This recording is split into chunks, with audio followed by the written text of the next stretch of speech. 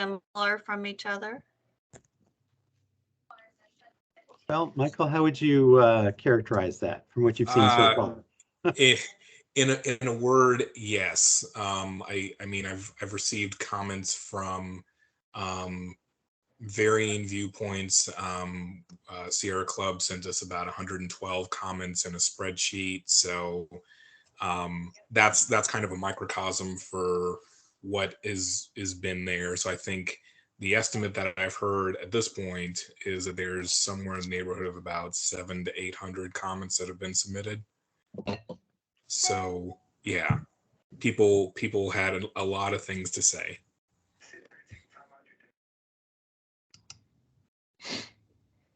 I guess that's good. Definitely a good thing, but it also means that it's going to take longer to sift through everything and try to figure out what can go into the plan. So Right.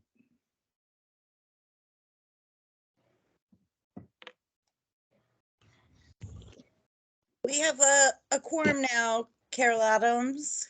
Okay, well, let's call the meeting to order. The first order of business is the review and adoption of the March minutes. Do we have any additions or corrections to the March minutes?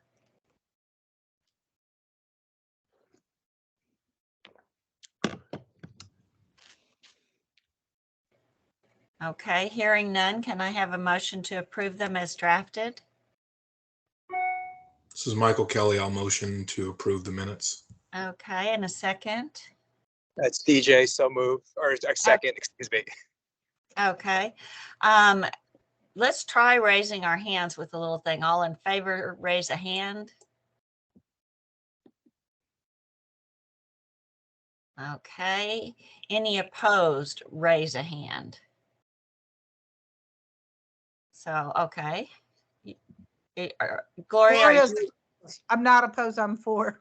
okay, I'm looking perfect. to put it up. Yeah, it's a little tricky. Okay, the minutes are approved as drafted. The first order of business that we have, do we need to do introductions? How many people do we have here that it looks like it's mostly us? Is that right? Okay. The first order of business that we have is drafting of the annual report, and that's something that we need to be working on in the next month. And I had sent through Andy a draft, kind of a sketch for how we might approach the annual report this year.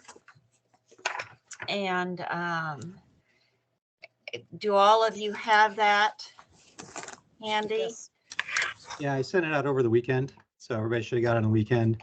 And then I believe Ben had some comments, and I thought I forwarded those this morning. So hopefully everybody saw I don't those. know that I've seen those. I don't know that is Ben not going to be joining us?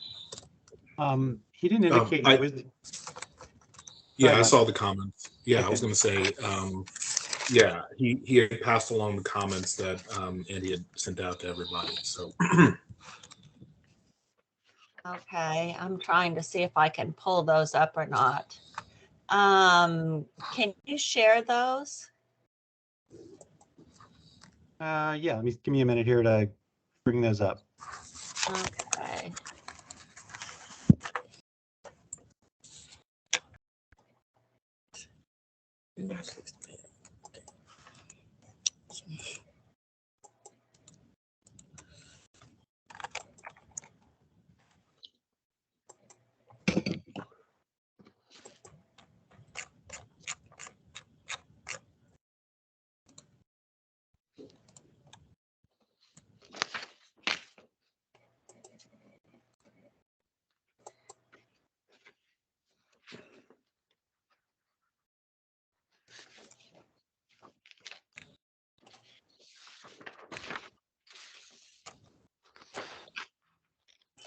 Ben and Nate were the two people, oh, and I think Molly, that I had as volunteering to help with drafting this annual report. But as you all know, there's plenty of room for input from any commissioner that has suggestions for putting different things on the annual report. Are we trying to get Ben's comments up or? Yeah, it's just, it's loading right now. I've got an old computer, so it takes a little longer. Okay. Coming right along. Here. Okay. While we're waiting for that, can I ask a quick question about the report? Sure. I can't hear you very well. There you are. Can you hear me now? Is it better? Yes. Okay. No. Yes. I can always yell too. So do we have, this is what, we're going into year 4 or 3 of the report. Do we have any sort of indication, measure, proxy of the impact that it's had? Like, has it swayed opinions? Has it informed, raised awareness of council members? Does anyone have any insight at all on that? Nate, I do not really have any what I would call useful insight about that. If I could comment, my experience lately or the past year would be that the EMC has, as well as the Climate Protection Steering Committee, both committees, commissions, has a more, I would say the council has a more of awareness of what you're doing and actually, I think, values your opinion, and has reached out over the past year for various issues or topics to bring to the committee or the commission. So I know there's been other instances of that going back even further than that, but it seems like more recently they'll ask the question, what does the EMC think of this, or what do you think they would think? Or so I think it's your annual reports do make an impact, and I would just keep doing that and raising that awareness for the commission. So that's my personal opinion. Anyways. One of the things that, Nate, I would say is we had a new council. And so the report that Michael worked on so hard, that was a good introduction to the council of all the spectrum of things that the commission has been concerned about. I think was probably a really helpful introduction. It's something that they got, right when they were getting the whole fire hose of everything else. But I think the extent to which we provide constructive input to them over time as different issues come up, that's really how we develop a credible communication with them. The document should be visible. I'm hoping that you all see it now. Yeah, yes. Thank you. Okay. Thank you.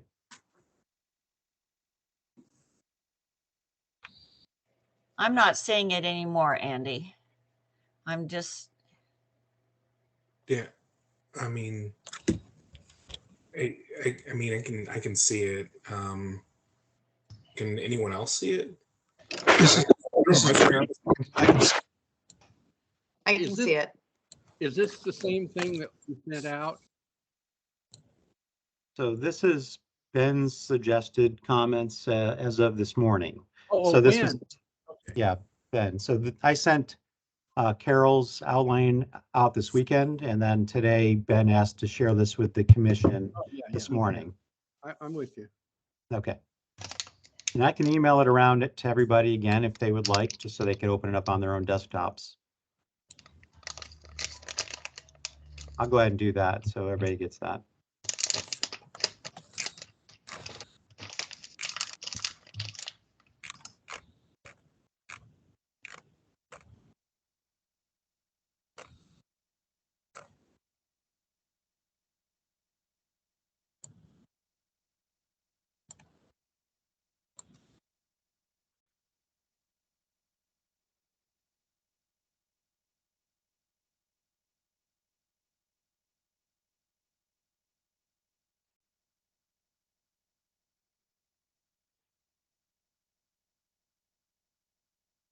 Okay, Carol, I re-emailed it to everybody, and according to my screen, I'm still sharing the documents. So folks should be able to see it.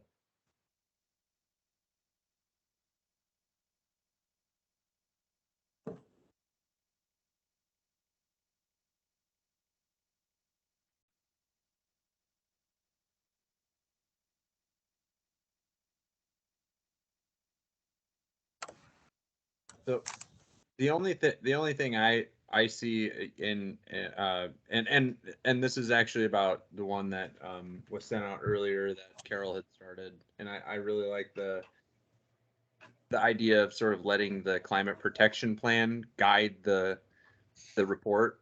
It, number one, it makes our lives just a little easier. We of course can curate what we pull out, but I think the only thing that I would pull like to the forefront in sort of and making sure that we're speaking very clearly about is the race equity dynamics that are involved with climate change, especially with BIPOC people being most likely to be frontline communities, and just making sure we pull that out because it's the right thing to do. Number one, it's the orientation that we're all taking as a community, as a commission, hopefully as individuals, but also just looking at the makeup of our very very white committee, that would be a very glaring omission if they pulled up and saw us not talking about that and then saw that we are composed of largely white members. We need to make sure that we're always sort of remembering to interweave that in a meaningful and important way through our work. Thank you, Nate. And I forgot to say, Carol, I'm not just like throwing that out there to say you need to do something on it. I am happy to have that be part, like the tent pole piece of what I do on the report. Sure. I think that's exactly what we need we need to have the commissioners participate in the drafting of this report. I was thinking that one of the effective ways that the council uses our annual report is when they're doing their business plan, which is part of their budgeting process. And so I was thinking that a lot of what we would have to say would be about action items that the council can take either with the powers that the city may have or in cooperation with some of the groups that are working on these same things already. And I had received some really interesting communication from Marty, which I think might be helpful to share because it's an example of something that's already going on that we may want to make sure the council is aware of and that they're starting to think about budgeting and influencing the community in regard to his work. And it's something I'm going to ask Marty to speak to it a little bit. But I've also heard from Molly about supportive initiatives that are going on at UMKC. And so we might, just in thinking out loud, ask Marty to share a little bit about what he's doing. Marty, can you do that? Yeah, for I don't know how long now, we've had weekly meetings with a number of people who are interested in revitalizing the soil. And out of that, different people have made comments, and we've got Missouri Organic through Stan Slaughter, and then Dan. He was a garden guy over at Cultivate Kansas City, but they're going to do yard makeovers and kind of like a publicity thing. And people have, I don't know, they've got about 30 or so entries. They can't do them all, but they're going to choose some. And then they're going to do climate effective sort of applications, like maybe a food forest or various parts of the lawn, maybe in different habitats, using berms and inoculants that will up the fungal content of the soil. And so that's kind of a pretty neat thing. And if the publicity goes well on it, it could move that dial a little bit. And then, of course, I'm just beginning to think of, there's a codes thing going on too that has to, and might have, Andy could speak to that. But and then the other thing is 3 organizations, let's see, Antioch Urban Growers, KC Farm School, and Sankara Farms are doing, have gotten a SARE grant to build Johnson Sioux bioreactors and then use those on their own crops and do a kind of a test to show what's going on. And through that whole thing, it'll be an educational thing as well.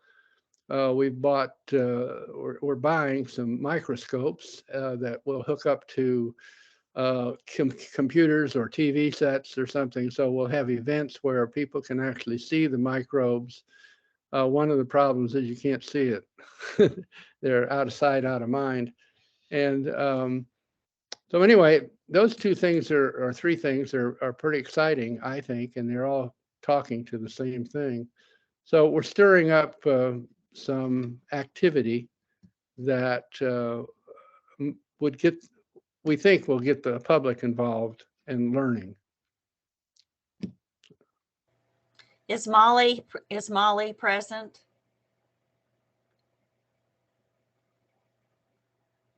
I know that I spoke with her today, and she's getting Hillary Noonan to do a class on microbes at UMKC, so soil microbes.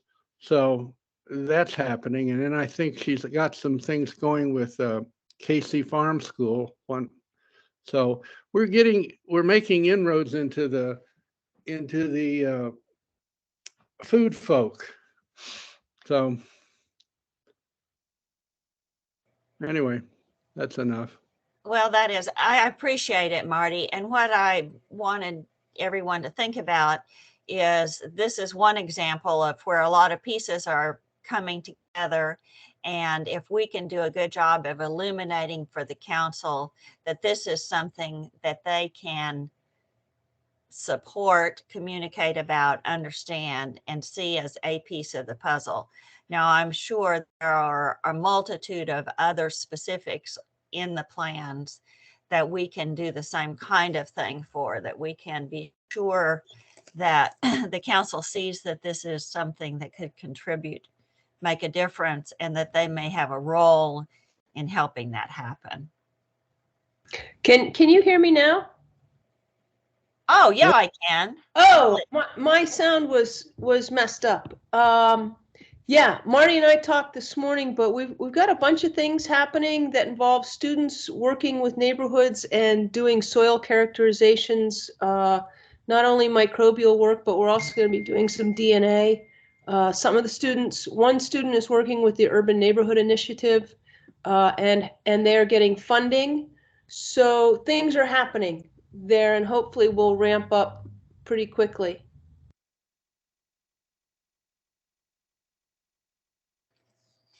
Okay, I don't know that we need to talk about this annual report anymore as much as we need to work on it. And so I'm going to ask the working committee to roll up their sleeves a little bit. And if any of you have some specifics or want to help in going through the regional climate plan and looking at action items that the city of Kansas City ought to be having in their business plan, as well as the plan that's being developed right now by the Climate Protection Steering Committee, and also glean knowledge from all of you and any of your contacts about efforts that are going on in the community that we ought to be supporting that we may not be adequately supporting right now. So this is just a call to all of you to put your thinking caps on and help us advise the council about next steps that they can take. Carol, do we want to follow the format of last year's report? I don't know that we necessarily need to follow any specific format. I just thought last year's was pretty good. Well, we can certainly look at that. And it's really, I think it's, at this point, it's up to us to formulate whatever we think will work best. And so that can go right up there with suggestion number 1 from Molly. Just to make work.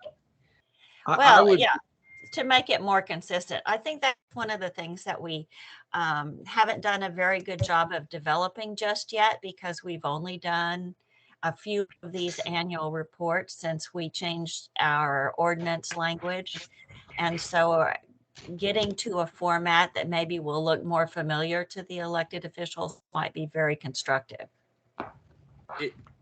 In that vein, could we just dig up last year? You bet. You bet. Yeah. You bet. Andy, would you do that for us? Yep, sure. Okay. And I'm thinking we may also want to look through Administrative Regulation 5-5 and review action items that are internal to the city operations that we maybe need to highlight again as well, because they have been effective in the past, and we may just want to make sure those things get in the business plan and stay supported by the council. I just want to say that I appreciate Ben's, I don't know what you call that, your comments. I really like the idea of block captains, because I'm in a neighborhood and we have block captains all up and down the neighborhood. And I don't know how many other neighborhoods do that. And we're actually sort of trying to incorporate environmental things within what the block captain does. But is that a format that is familiar across the city? So I know that is mentioned in the actual climate protection and resiliency plan itself too. And sorry for being late. I tried logging in at 4 o'clock and Teams crashed twice. So I needed to restart my computer before I could come in. Have you ever been in a foyer trapped for 20 minutes? It's not the best. Yeah, so I think Andy said that he just wanted kind of a summary of my draft contributions. So, you know, I wanted to kind of open with the plan and then the emergency that kind of puts fire under the kettle to get the plan bubbling and going and just inspire a lot of immediate action. And then it seems to me that the biggest step would be to engage as much community as possible. So in activating the community climate captains, you get bandwidth so that if there are emergencies, the city can do that through technology, but some of the most vulnerable people in our community are not going to have access to that, or are going to have very limited access to that. So climate captains can help in extreme heat events. If there's a power outage, they can go to their neighbors and make sure that they're all right. And then in times when there's not a tornado or a heat wave or a flood or a drought, which might not be that long, you know, a stipend program would also be an incentive for people to sign up for it, especially people who might be very passionate about this, but of limited means. And then they can also, you know, act as a dispersal, you know, unit of information. This can be someone who goes to their neighbors and informs them about programs like energy efficiency or, you know, whatever the city is working on at the time. So that was the first thing that I wanted to kind of, you know, come out the gate with in my activations draft. And then the second section talks about a subsidy program that I found in Nevada, in which the let's see, Southern Nevada Water Authority offers $3 per foot for people to replace their lawn with native landscaping. So if you have a 300-foot yard, you get $900 to tear up your lawn and start fresh with some native plants. Benefit for that is both to the community, to the homeowner, and to any burgeoning professionals that are working with native plants and trying to get their legs helping their community grow these things, either on a commercial or a residential scale. So it could also be an economic booster for a green economy. That's been a really big deal in Phoenix, Arizona as well. Yeah. You'll be hard pressed to find a green lawn in Phoenix. Marty, what's the group that's doing the redoing the lawns? That's Stan Slaughter and Dan Kroll are putting it together. Do they have a name for it yet? I don't know. I don't think so. Okay. Well, so and the other thing is just inspiring more people to enter that field as contractors and educators who know how to take care of that kind of landscape and can kind of help people with the establishment phase of that kind of ecology. Because I know just from talking to people at the Heartland Conservation Alliance, they're really hard pressed to find anybody that doesn't know how to do anything except add fertilizer and mow over things. So that could be a good boost for that. And then, you know, I'm not the expert when it comes to transportation, public transportation. I'll leave that to Bike Walk KC. But the next paragraph kind of just talks about the need for proof in terms of changes to our lifestyle that people are going to think is counterintuitive. So if we do roll out with some kind of bus rapid transit, the need to communicate the advantages of that system on a metric that people will take notice of. So we can talk about how much energy it's going to save and how much carbon it's going to keep from entering the atmosphere. But the thing that's going to perk people's ears up is how fast can it get me from point A to point B? You know, and so if we've already created a transit system in which people are like, you know, incredibly angry anytime they have to slow down at all in Kansas City. Jacob Wagner joked that the #1 best way to anger a Kansas Cityan is to drive the speed limit. So, you know, talking about a bus system and having specific lanes and lines that inspires a connection culturally with a shift in transportation, that's kind of the next one. But the need for proof so that people believe that it can actually happen. After that, and then from there, just the idea that any of these programs that we have need to have some kind of poster ready like banner project. So obviously bus rapid transit or a change to public transportation, that's going to be flashy, but you know, specific corridors and information about how you're going to get to point A to from point A to point B, how long it's going to take, and make it relevant for people. And then, you know, it's essentially having an image that people can hook into when it comes to these projects. And then finally, education, apprenticeship, and ownership. This is where I wanted the city to get into the nuts and bolts and dollars and cents of how this can help people and how this can be a booster for equity, a booster for dignity, and a booster for people power. So essentially, you know, for anybody, I know Jensen, you were there at this climate summit on Saturday. Molly, you were there. Brian Platt talked about how the city's going to save $5 million in the switch to LEDs. That's the exact budget we asked for the Urban Forest Master Plan in 2018. So using money that we can save through these changes for the city and reinvesting that in community, in electricians that are going to help us power our homes, in green infrastructure, in these burgeoning industries that people are going to use to gain a leg up, especially in underserved communities that haven't had the opportunity in the past. And then I don't think, have we talked about the resolution to put and enshrine natural gas in the climate resiliency and protection plan yet? The yet. resolution that Catherine Shields had suggested has been withdrawn by Catherine, so it's not alive anymore. Okay. And so unless they ask us to look at something else, we have not. No, and that's why it's not on the agenda. That's It was perfect. taken off the agenda. Okay. I didn't see that corrected one. Sorry.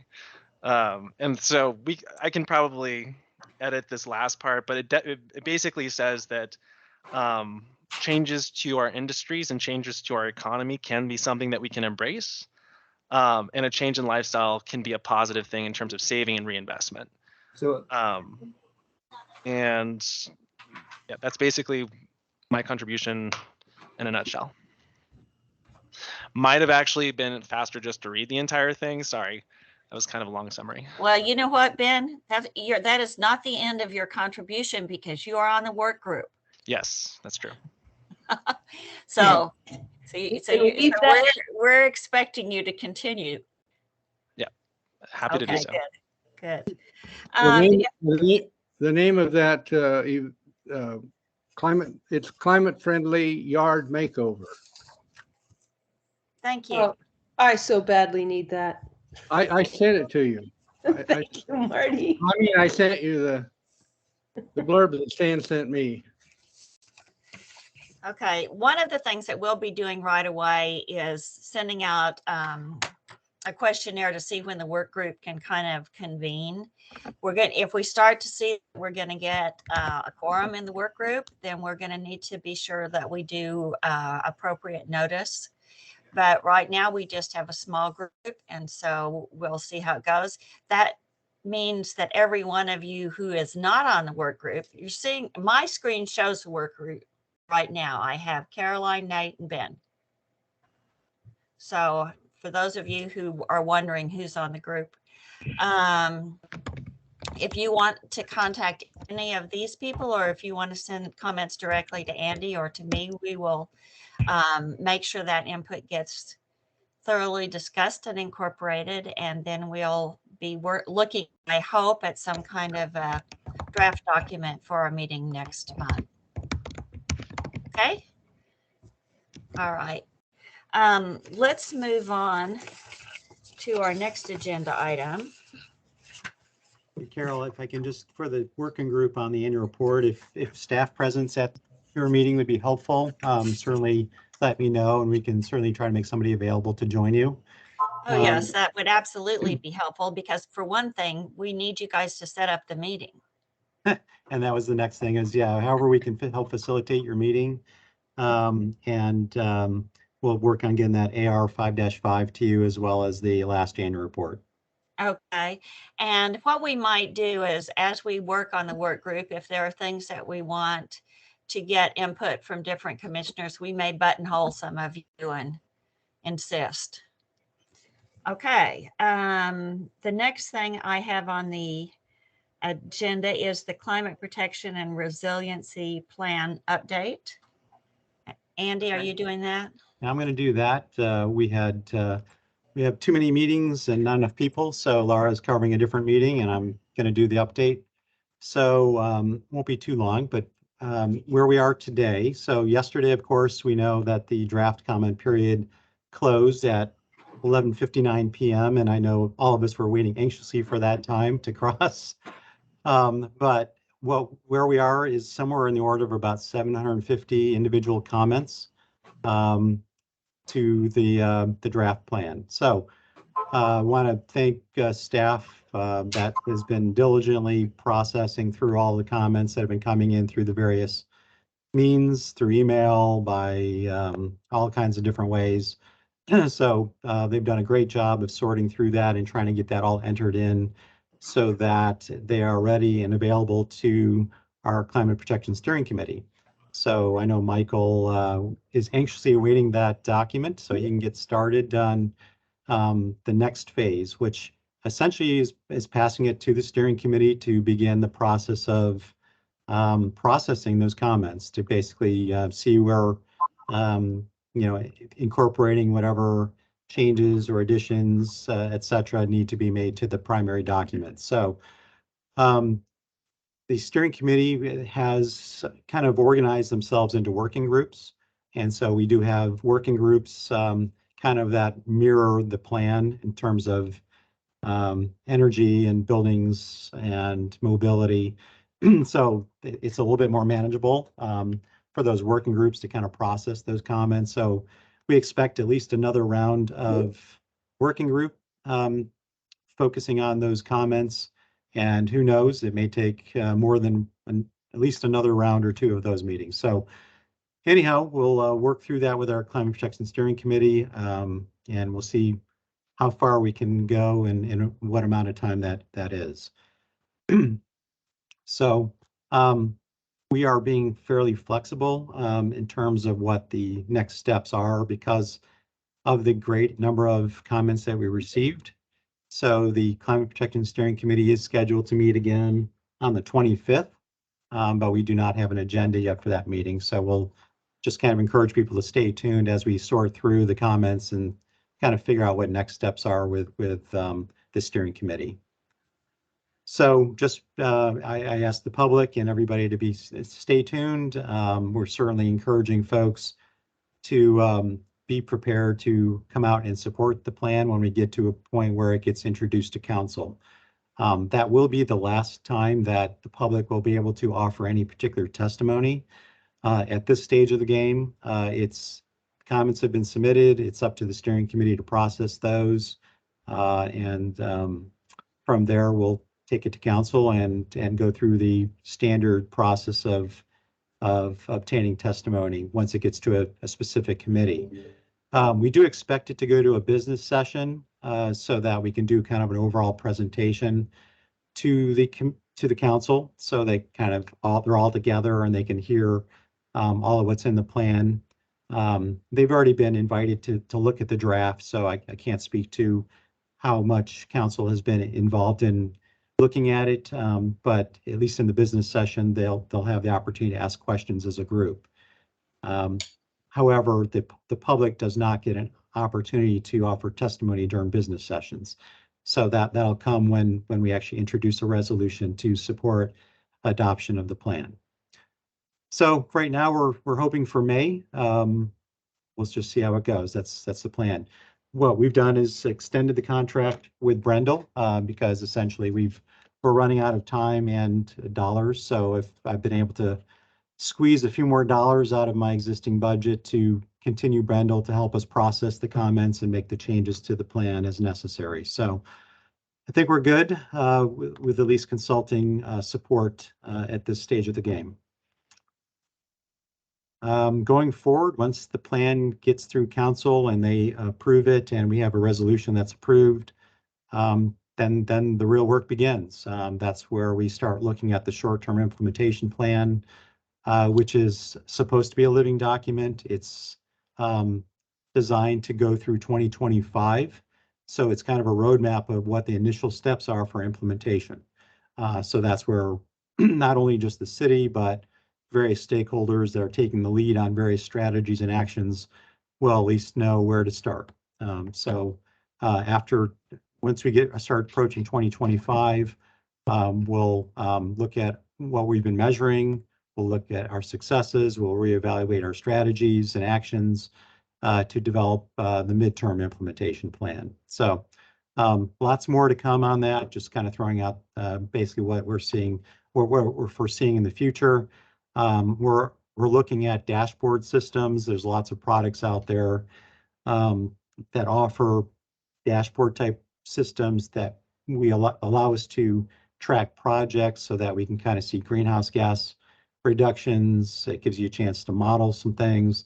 So we're trying to find a way to put something on our website or on a platform where the community can kind of monitor how we're doing with our implementation plan. So just some things going on behind the scenes while everybody's focused on the draft. We're already looking at next steps on implementation. So, and part of what I'm doing as well is looking at funding opportunities as well.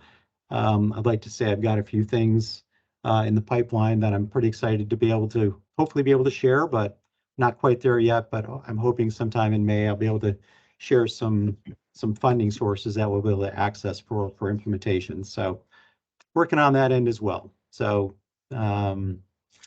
with that, I think that is the gist of the update on the climate plan. I'd offer an opportunity for Michael Kelly, the chair of the steering committee, to offer any comments if you'd like.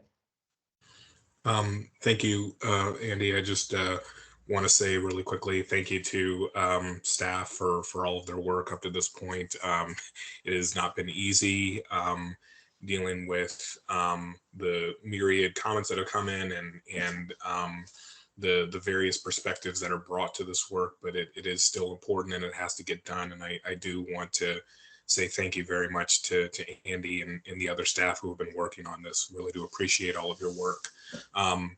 The only other thing I'll offer on top of what Andy has already said is that we're going to work to try to sift through the comments as quickly and efficiently as possible. What we had done earlier was to look through the comments and basically try to organize them by emphasis area and then to draw themes from those comments in those emphasis areas. And I think that that was pretty well received by the other members of the steering committee. So I think we'll probably do the same approach again for these comments. So once the team has had the opportunity to kind of review and organize the comments as needed, I'll work on kind of going through and taking a similar approach. So I will share that obviously with the steering committee and staff as well as the public once that's finalized. So it will certainly take a little bit longer than the first round of comments did, but I think to some of what Andy has said, I think we definitely want to make sure that we're processing everything as effectively as we can. So I would just ask people who may be on this call or who may be watching later to just please give folks some patience and some grace. There's a lot to sift through. Some comments were very, very short. Some were very extensive and don't fit neatly into one basket. And so it's not that anyone's trying to slow down the process. I think everyone understands the severity of the climate crisis. It's just that trying to figure out the most effective way to do that is going to take time. So like I said, I just want to ask anyone who may be in here now or who may be watching to please give staff the opportunity and the patience to do their jobs, because I think they know what they're doing in terms of getting the comments to the EMC and to the steering committee and to the council, but they need the time and the patience from everyone to be able to do that. So thank you.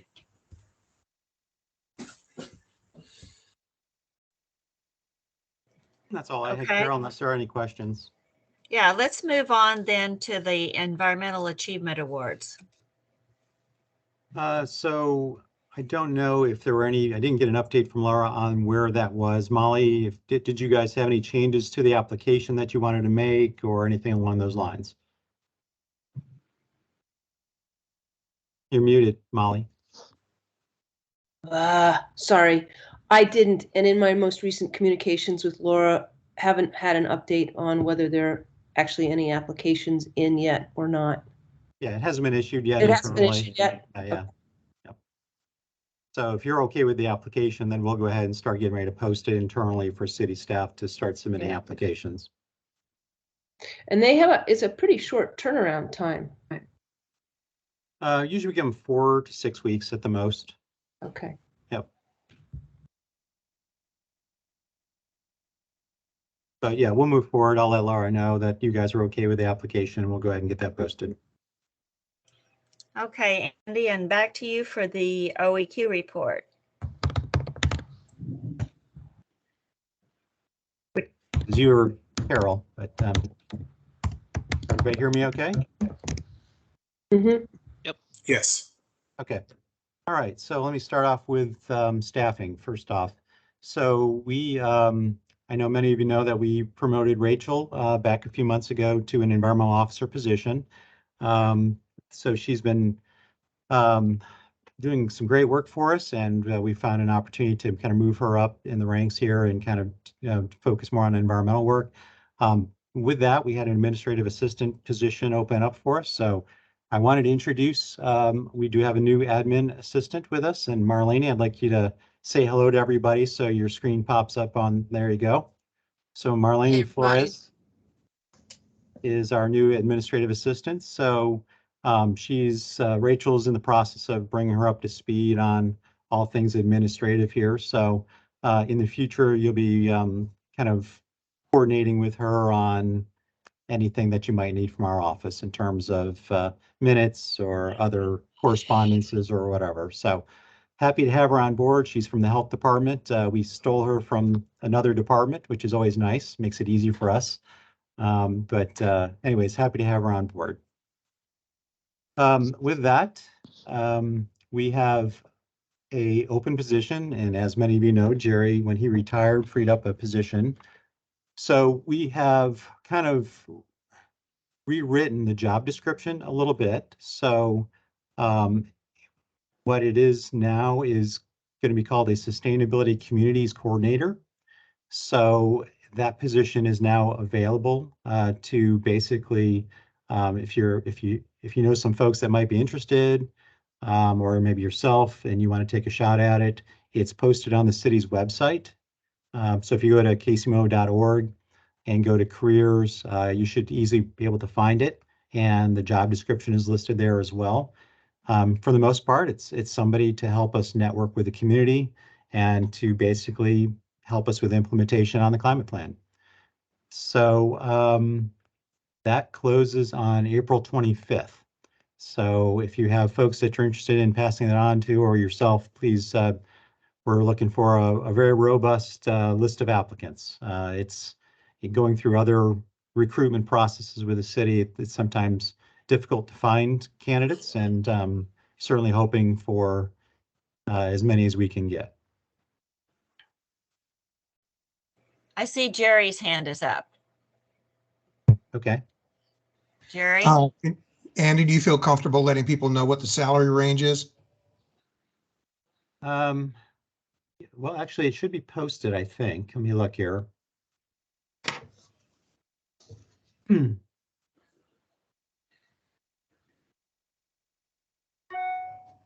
actually, there may be some changes. So what I'm going to tell you now is as of today, if it's posted here. But I want to let people know that the city actually did a market analysis of salaries for the city positions, and they've made some changes to the salary ranges. What they discovered was that we were, for the most part, below private sector considerably, which is making it real difficult for the city to recruit. So in the upcoming fiscal year, the city will be adjusting the pay ranges for folks. So if you happen to be at the low, if you're on the low end of the pay range, it's possible that lower range will be bumped up, and you could essentially get a pay raise out of it. So that's going to be going into effect May 1. So the pay range will not necessarily be reflected in the description as it is today. Let me just see if it's posted real quick.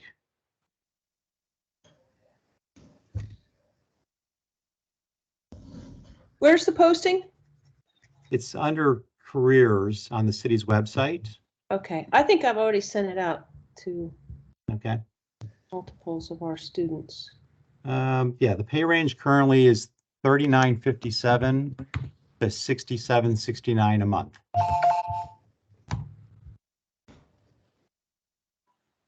And that's probably going to be bumped higher starting May 1. But being that I posted it before the end of the fiscal year, I had to go with the existing range. Thank you, Andy. Okay, thank you, Jerry. All right. Let's see. All right, so that's on positions. Next on to building performance standards. So many of you know that we as a city signed on with other cities with the National Building Performance Coalition that's out of the White House. So we've started meeting with that coalition. to kind of start talking about building performance policies. The idea is that all of these cities, as part of this cohort, are working towards developing a policy by Earth Day of 2024. So we have a 2-year window where we'll be working with the local community and the stakeholders to kind of hopefully build out a building performance standard here in Kansas City.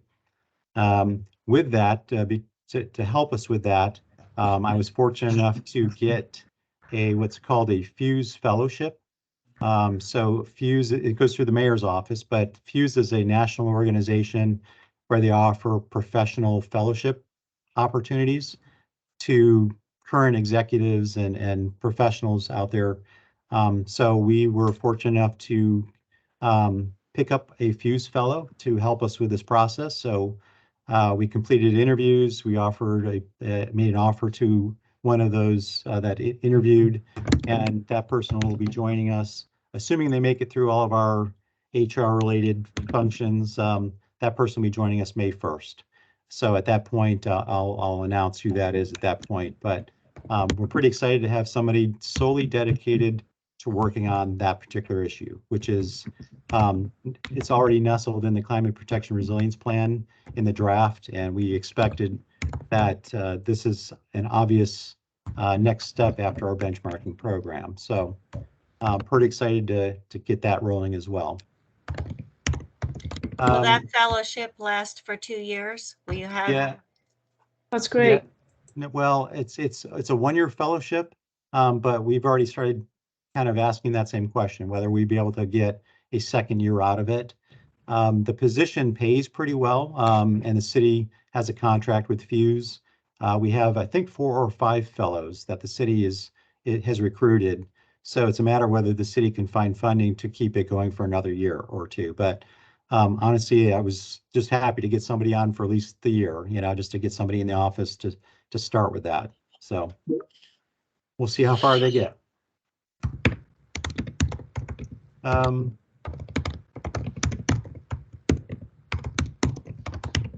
All right, next thing would be energy code. I know a lot of folks have been asking questions about the energy code. I'm happy to announce I finally saw a draft of the ordinance for the energy code, and assuming it makes it through the law department here in the next couple of days, I would say for folks that are interested to look for it to be introduced next week. So we've met with Councilman Boo, been meeting internally with city staff and our city planning and codes folks. We pretty much have a game plan on where we're going to go forward, and essentially look for it hopefully next Thursday to be introduced. And then where it goes from there, we'll see in terms of committees and testimony and such after that. So there's the energy code. Very excited about getting that off our plate. Let me ask a question there. Is the code going forward unamended? So in general, I would say it's 2021 energy code unamended. There is, I should say, there might be one amendment in there that has to do with sill plates. So that one will need to be probably discussed further during testimony, but for the most part, it's the whole energy code as is. And then, I'm sorry, Andy, has to do with what? Sill plates. Okay. Not an architect, I'm not an engineer. I don't quite sure I understand fully. I'll defer to Jeremy. I know he's on here. Probably could tell you more about the issue, but apparently it's a sticking point with our codes folks, and I think we need to just do more conversation and discussion over what the issue is specifically. But in terms of what city staff is supporting, they're all on board with the code, otherwise unamended, and then including the solar ready and EV ready components, and then we'll do the optional zero code as well. So that's essentially what we're proposing right up front with City Council. So where I it just goes remember from, talking about this back when 2021 was in the future. yeah. So yeah, happy to move it on. So anyways, keep your eyes open for it, stay tuned, and just get involved at that point with the testimony. So council will be leaning on you all to hear your opinions and your thoughts. And we'll go from there.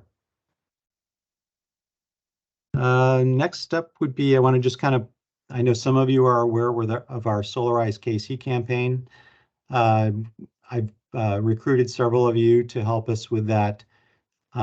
Basically, it's a community solar crowdsourcing campaign, bulk purchase program, whatever you want to call it. We have different names for it. But the Solarize KC, we have a logo now. We've got a website. And right now we're soliciting bids for a solar installer to join us on this campaign and to be responsible for doing the solar installations under the program. But be prepared for a big kickoff on May 20th, and we'll send out invitations, hoping to have the mayor and council available there. But that's where we'll be officially rolling out the campaign citywide, and for residents of Kansas City, for nonprofits, for commercial sector, those that want to do solar installations, to try to get a discount, a group discount on their installations of up to 20%, then we're certainly going to encourage folks to participate. The sign-up period will go through the end of September, essentially for that program. And we're working on a low moderate income component to the program. So we're trying to find funding both through city resources and others outside the city, whereby we can offer up to 15 installations for low income families to do up to like a 5 kilowatt system on their homes. And of course, we'll be addressing weatherization issues as well as part of that, and structural. So I've got a great coalition of partners helping. If any of you know of others that might want to help us on the coalition, I'm certainly looking for more support and local help on getting that campaign up and running. So I can have meetings at a later time to talk about what that might be. So anyways, pretty excited about Solarize KC. That'll get started here shortly. Andy? Yeah. Gloria had her hand up, so she might have a Yeah. question.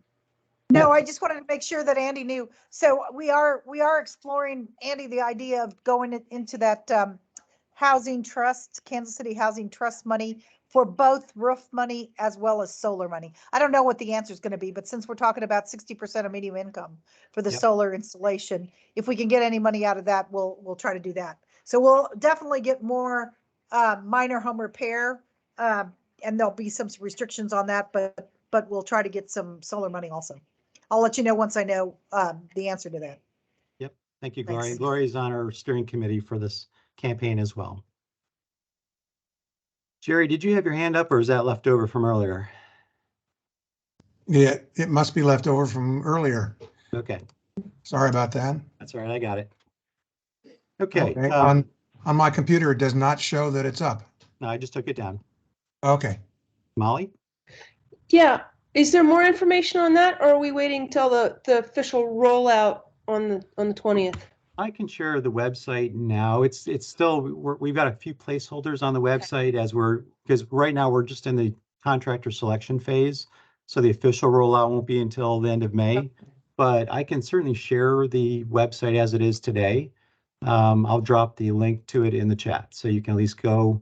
You can actually go on and sign up right now if you want to for your free assessment when we get our contractor on board. So anyways.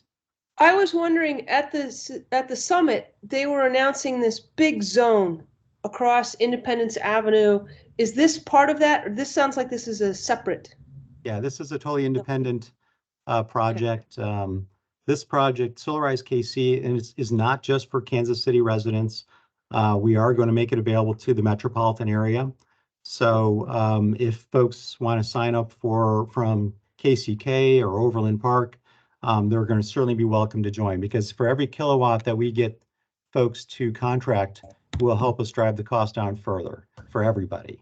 So, we're not limiting it. There may be an additional trip charge that the contractor might add for those installations that get further outside the scope of where we are in Kansas City, but we're leaving that up to the contractor just to decide. Awesome. And then Andy, I know that there was legislation going through the Missouri legislature to finally legalize community solar projects and stuff like that. So is this for like individual organizations and people within the neighborhood, or can it expand in case like you had like a neighborhood association that wanted to do something that was more expansive? Yeah, this is for individual solar for residential and Right. also for commercial or nonprofits. It's not community solar, Yeah. although we are exploring a pilot project with our private partner to do a project like that for community solar. Sure. And we've talked to Evergy. They're on board with helping us explore a pilot project along those lines. So we're looking at doing something like that. Yeah, I mean, it would just be really cool because you could have, you know, neighborhoods, blocks, like groups of people that might want to invest, some of which could invest more, some of which could invest less to kind of lift all ships. So that would be nice. Yeah, it's come up in some of the conversations already. So it's not a direct fit for the campaign as it is, but our private contractor who does these campaigns all across the country is looking at as this is maybe a good pilot project here in Kansas City to see if we can make it work and then do it for future campaigns. If this is a successful campaign here in Kansas City, we could certainly do this year after year. Some cities have done that. This will be the first time we're doing it here in Kansas City. Very Sounds great. exciting. This also includes battery technology. So if folks want to do batteries along with their solar systems, they can do that. But I kind of foresee this could be used for if we want to do EV charging possibly down the road, do a similar type program that way as well. So yeah, this crowdsourcing is kind of an interesting concept. Rocky Mountain Institute is helping us with other cities. It's a cohort that was being led by Rocky Mountain Institute. So we have a lot of support in making this happen, and it's been a fun project so far. Have you interacted with James Mitchell at Rocky Mountain Institute? That's not the contact I have at RMI. They have two other folks that is specifically over the Solarize campaigns. Okay. Yep. Thank you. Sure. Let's see. Just a couple of last few things here. These are related to Earth Day, of course, coming up. We've got the Show Me Green sales tax holiday. Just as a reminder, every year we have this opportunity to purchase Energy Star appliances here in Kansas City between April 19th and the 25th. So we opted in just like we have for the past 10 years or so. So those appliances are exempt from city tax, for the most part, county tax and state tax. So if you are on the market for an appliance and you're interested in Energy Star appliances, then wait until April 19th and make your purchase then. Also related to Earth Day, if you haven't seen the news yet or not, the city is launching the Great Kansas City Cleanup event for Earth Day. It's actually the 22nd through the 24th. So if you go to the city's website, just come to our main homepage, you'll see the Great KC Cleanup. If you want to be involved with a litter pickup event, they're scattered all over the city. There's dozens of them, and they're looking for volunteers to sign up. They've got t-shirts, other stuff associated with that, but you can participate on Friday, or you could do a Saturday or Sunday cleanup. If you want to organize a cleanup, you can do that. There's resources to do that as well. So this is kind of started out as a green team event and basically got hijacked and turned into a big cleanup event for the whole city, which is completely fine with us. I think we can all agree the city could use a little tidying up after all the the wind and litter that we've got out there. So anyways, so go online and sign up if you're interested in that. Last thing is the nuisance code. Marty brought it up earlier. Marty and a group of others has been helping me on looking at the nuisance code for the city, and particularly related to native landscaping. And we've completed 4 meetings discussing various aspects of what should go in a revised code. We've pretty much wrapped up most of the basic conversations around the code. Now it comes down to an actual draft. And staff's helping me work on the draft of a revised nuisance code, which will then go back to our working group to start editing and commenting and tweaking and all that before we start coalescing around a final proposal to our neighborhoods department to consider going forward. So the idea is to basically help promote natural landscaping, native landscaping as much as possible, but still have some teeth in it to deal with clearly nuisance violations. And of course, providing resources for our city staff, our code inspectors, and resources to educate the community and the public on what it really means to have native landscaping, to have it managed, and to meet the intent of the nuisance code. So still work to be done, but just letting folks know we're still working through those details. That's all I have, Carol. Well, that's a lot of encouraging words there. I appreciate it. Are there any committee monitoring or liaison updates? Okay. I'm going to ask Andy to kind of help us a little bit on a little old business. There were some questions about the economic development process as related to the new data center that's being proposed out by the airport. And you told me that they had contacted OEQ and the council had done quite a bit of deliberation. If you would share your thoughts about that. And we had talked about perhaps having Carrie come back on some future date and following up with her a little bit about the economic development process. But I think we already have a process going on, right?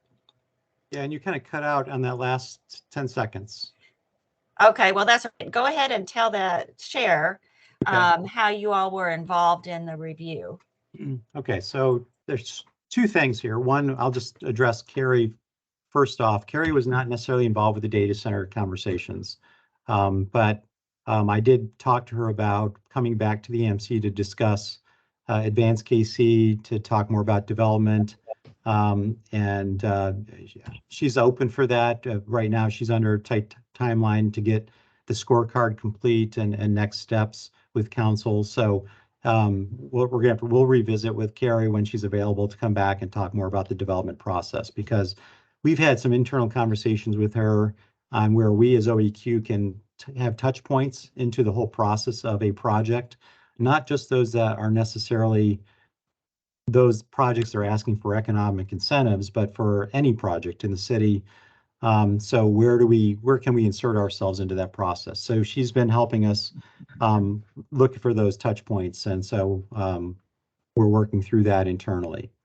So I think having Carrie at a future meeting is certainly on the table. Just we got to give Carrie some time to process, because she's all by herself. She doesn't have really staff to help her with what she's working on. So she passes along her regrets to not be able to join today. But in terms of the data centers, that wasn't really under her bailiwick. It really fell more under the Water Services Department. So I can speak to the data centers, and I did share some information with, I think it was Molly.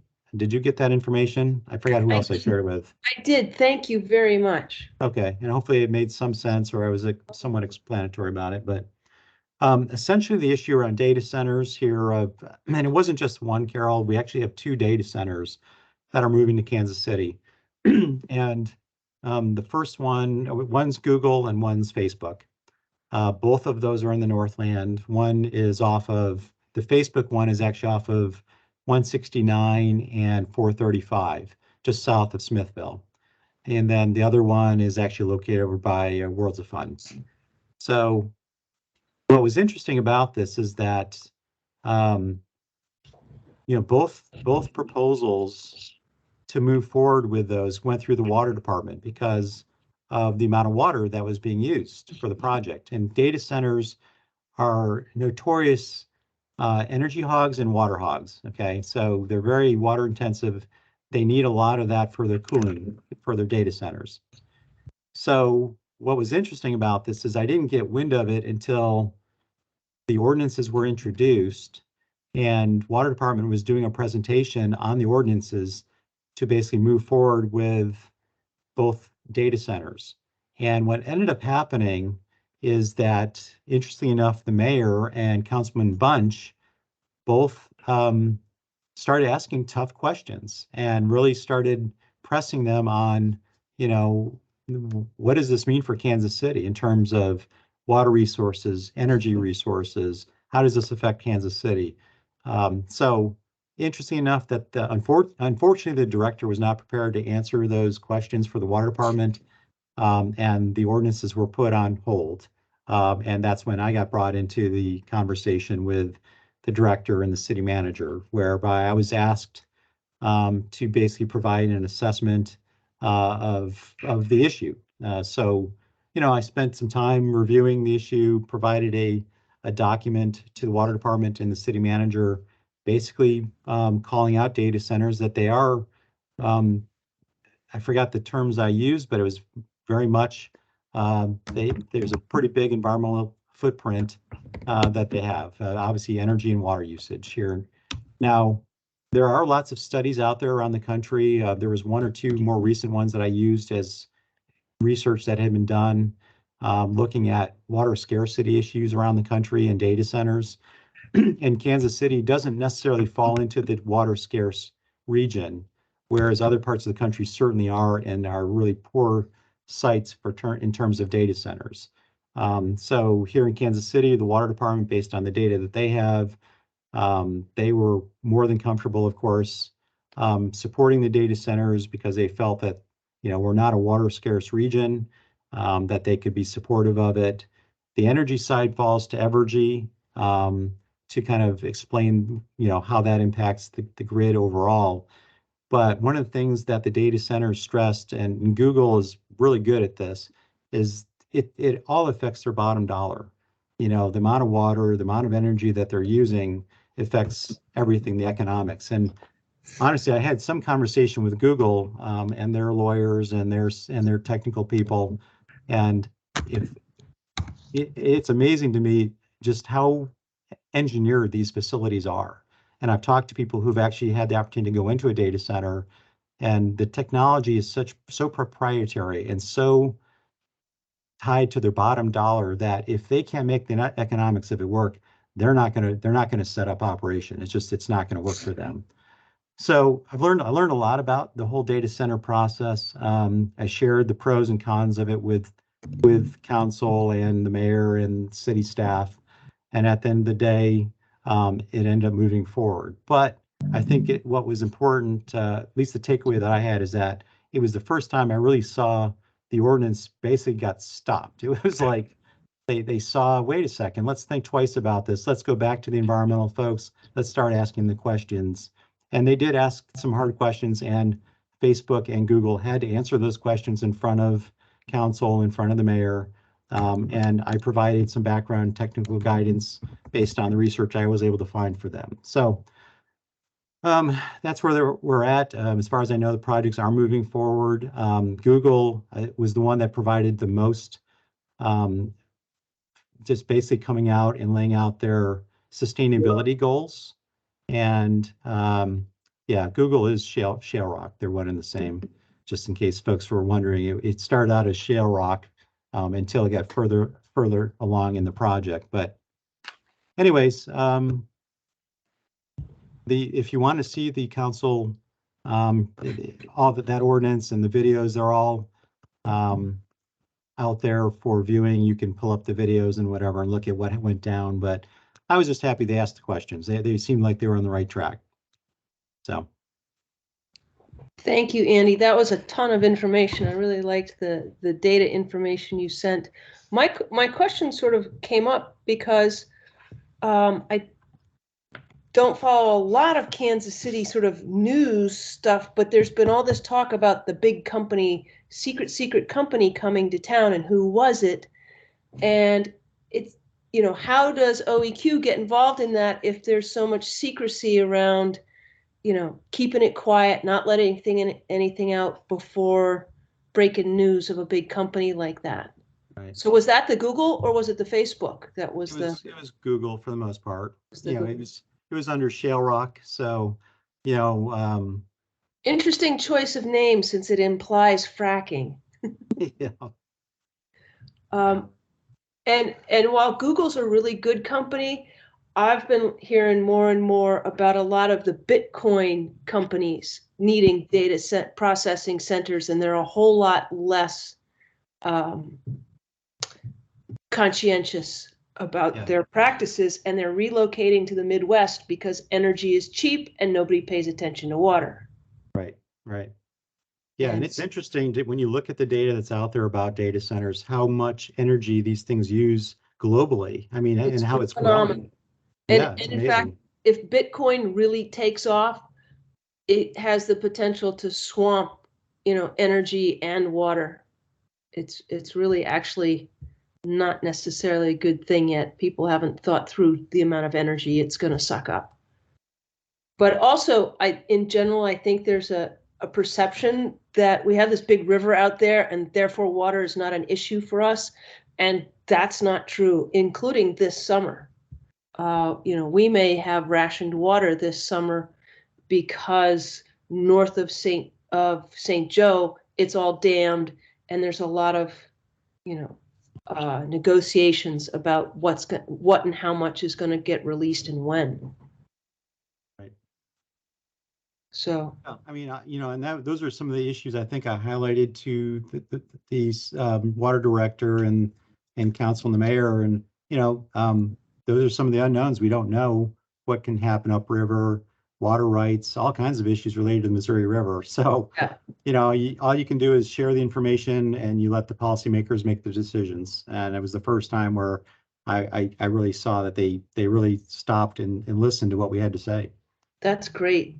So hopefully those data centers will stay on people's radar going forward. Also, I don't think a lot of people know that we actually have a bottling company that is bottling Missouri River water. So that's also happening. Well, Molly, is that up there in Riverside? Kind of near Parkville? I think so. Yeah, I've been to the facility. Yep. And those two have horrible reputations internationally about how that's done. But I'm also glad, Andy, that they reacted to this and there was a process for reviewing it. Well, more work to come. I mean, we need to get more, we've been talking with Ashley Sadowski, in the plan review process. So more to come. We literally are trying to find where we can get more into the process of things where, just whether it's a plan to review or something along those lines where we can at least, offer some basic comments one way or the other about how things fit into our climate plan. What are the ramifications to greenhouse gases here in Kansas City for this or that? So that's where we got to get to that point. I mean, there's no point. We've been doing this planning process and we start implementation. And then meanwhile, we've got, these data centers that are changing, our greenhouse gases locally, How are they involved in the proposed solar? Are they going to build their own solar or are they going to tap into the big solar field up by the airport that's proposed? So far, it's been through power. I think they're considering power purchase agreements is really what they're looking at. They don't want to really do on-site solar from what I see. Is there a reason they don't want to invest in it? Sure, if it's even big enough for what they need.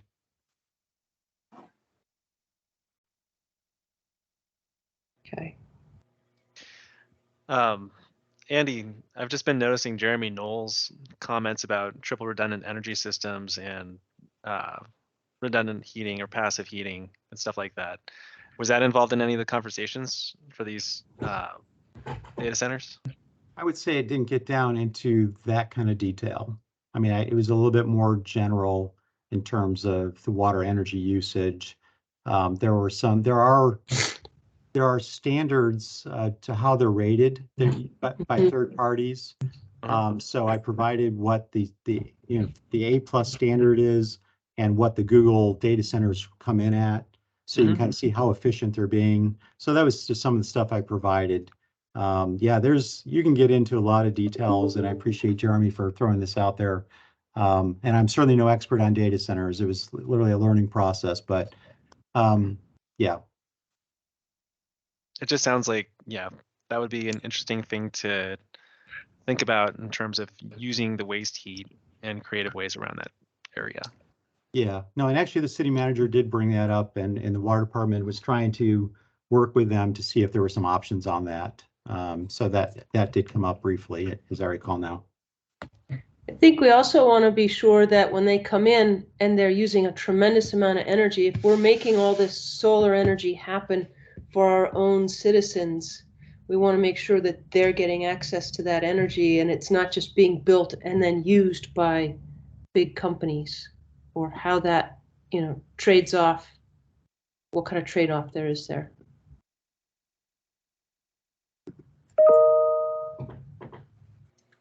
Well, Andy, thank you. I think that's important that we kind of all stay up to date with that work, and really appreciate. Yeah. It's really great to know that you're getting consulted on this, and that's the kind of pattern behavior that we want long term. That's really what will help us move forward. Is there any new business that any commissioner would like to bring before the commission?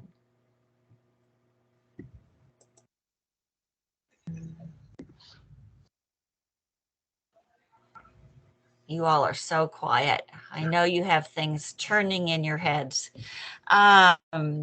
Just not at the moment, huh? Is there an ordinance happening that's going to preclude city councils from banning things, or was that also dropped? Not sure what you're referring to. One that was on the agenda before. Yeah. It was withdrawn. Okay. So unless they decide to regenerate something else, we don't need to comment on that right now. Okay. Do we have remarks from visitors?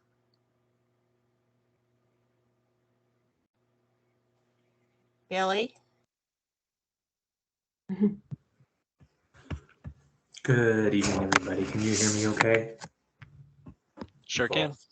Well, Madam Chair, members of the commission, Billy Davies, resident of the 6th District, speaking as a resident, just want to thank you, echo the thanks to Mr. Epstein, to Andy, to OEQ, to staff, to the steering committee, and thank this committee for all the work on the climate plan.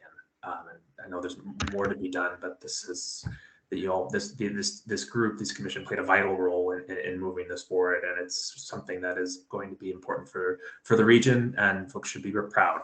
Although I know it's a messy process, it's a challenge, and there's so much work. It's got blood, sweat, and tears, I feel like, going into this process, and just I know a lot of folks are grateful, and I'm very grateful as a resident of Kansas City. Wanted to speak briefly and also just thank this committee for expressing concern over the very sudden proposal to move the Office of Environmental Quality into the Neighborhoods Department. And I think, that it was a great show from, the work of this committee over the staff over the last several years. I think it has helped contribute to a flourishing of civic society and community advocacy in Kansas City, and folks advocating for their neighborhoods.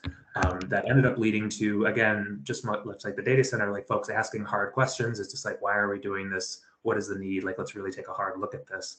Now that we know that OAQ is staying in the city manager's office, I just would say, as a resident, I'm very much, and just it's a good anecdote talking about the data center is just like, just remember that the preamble of the resolution 200,005 that set the climate plan in motion states a goal of incorporating equity and resilience and climate action into all city policy. I think that is starting to happen more, and I think the communities want to see that more. And so I hope that this commission what in the future could maybe have discussions, and I know there are civic groups that would be willing to support it, and I also want to trust OEQ as leaders on this. You know, how are we going to achieve that goal of incorporating the climate plan into all aspects of city policy? Like, okay, so OEQ isn't moving to neighborhoods, but what can Director Decker do? Like, what can we do? What are the resources needed? Or if there are issues in the city manager's office where OEQ needs more support, well, let's have a conversation about what resources are needed. Like, how are we incorporating this to make sure everybody's on the same page? I think this is a good space. There are a lot of experts on this commission that can weigh in on that, and I know the experts at city and OEQ, and just, you know, I'm interested in as a resident and advocate for like how we can help move that forward. I think those are important conversations to have and would encourage them to be had at this commission. Thank you for indulging me. Thank you for your time and your service. No, and I think that Billy, you are owed a round of applause for your advocacy for the OEQ staying in the city manager's office. I know that I got a number of emails down to the minute of when comments were going to be made on the city budget to make sure that that happened. So thank you for your service to your community as well.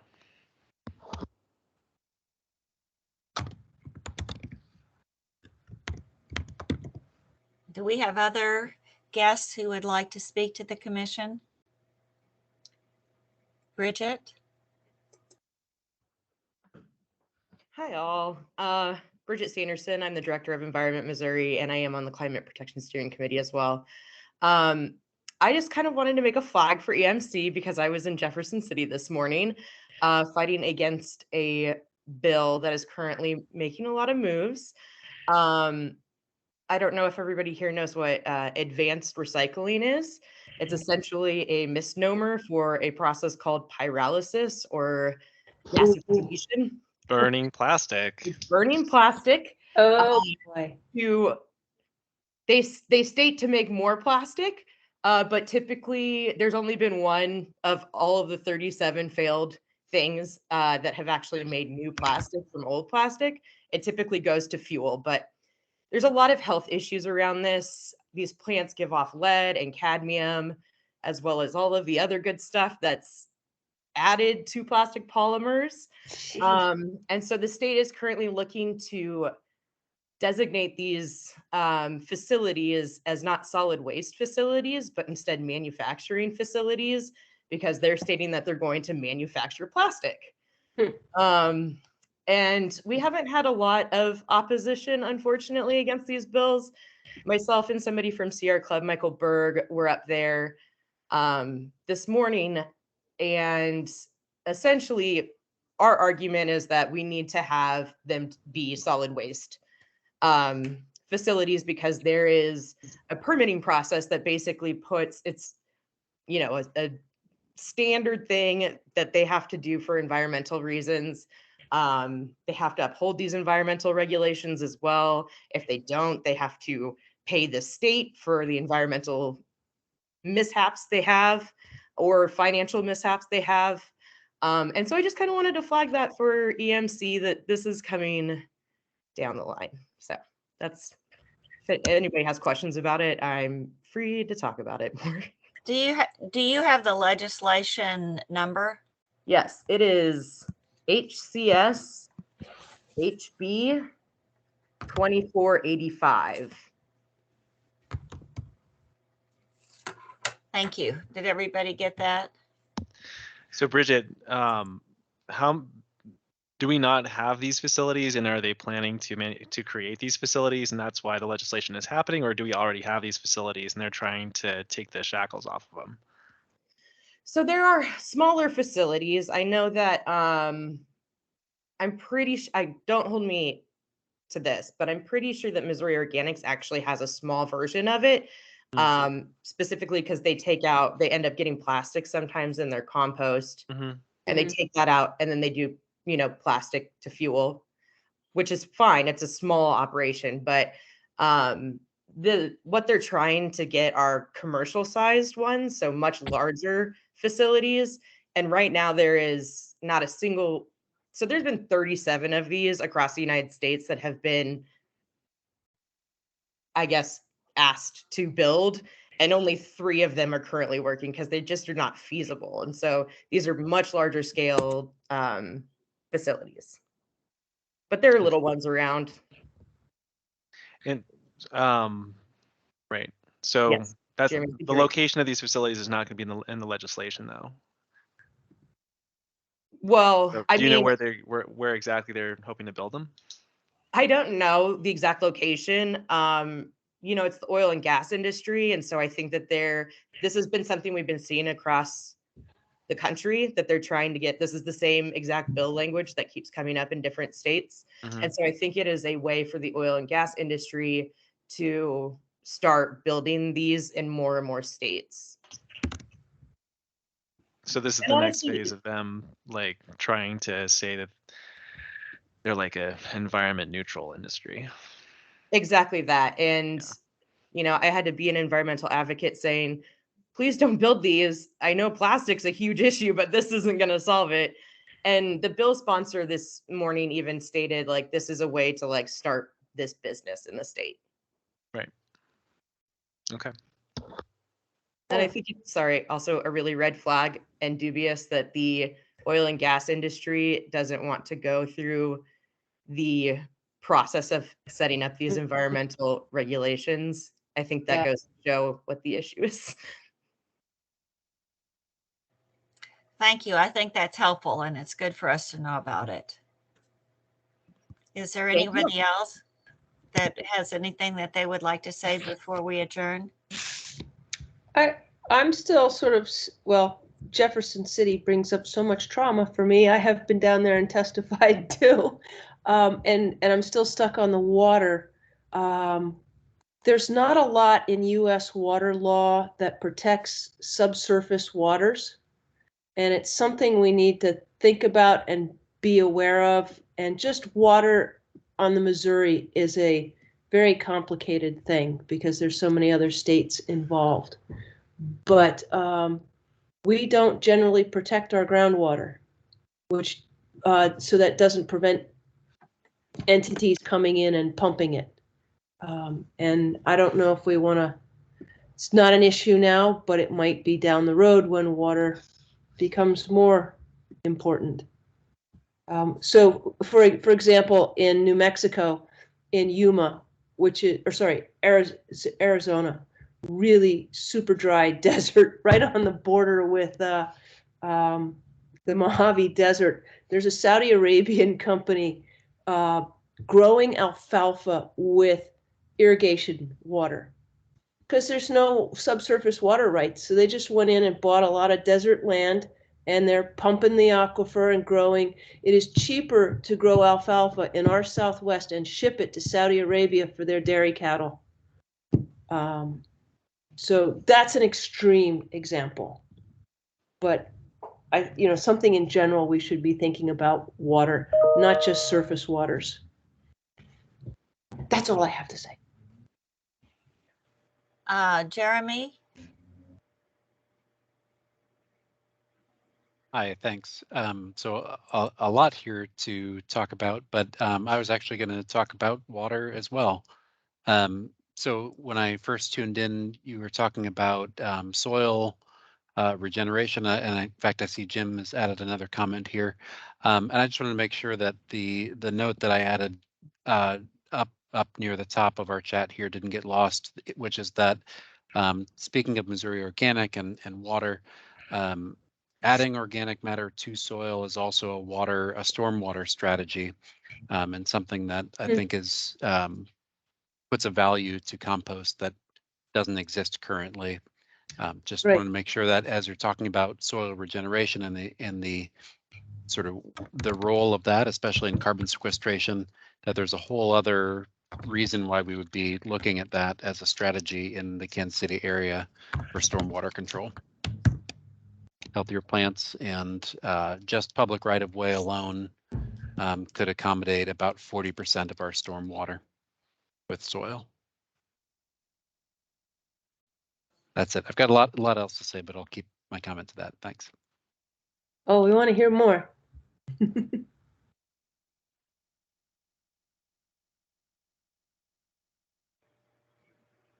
Well, if there isn't anyone else with comments, I would suggest that we adjourn, get busy and work, and get ready for our meeting next month.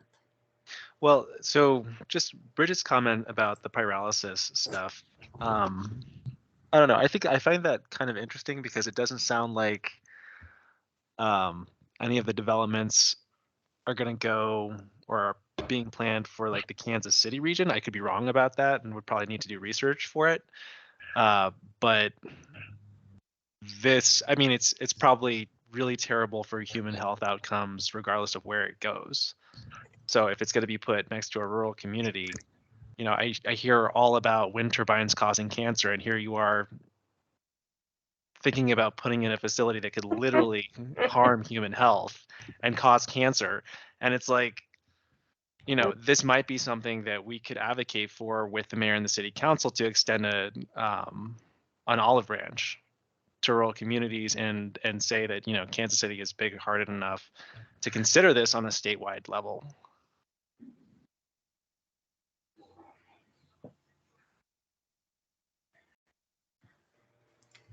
I think that there's a lot of legislation that is national legislation, that's model legislation that's coming from groups like Alex. Do you all familiar with that group? And it just gets introduced in all the different states, whether or not they have anything imminent being planned. Okay. So Carol, I'm just gonna look into this, and Bridget, I might reach out to you to kind of collaborate and get some more info. Anyone else? Are you all ready to adjourn? Good talking, everybody. Thank you, Carol. Okay, we'll talk again next month. It sounds like we're going to have more and more to talk about as the months go forward here, because some things are coming to decision points. So, so for all of your extra time you get tonight, we may have to tack it on in a month or so. Okay. Come fall, right? Yes. You all take care. Thanks. Thanks, Carol. Thanks, everybody. Bye-bye. Bye.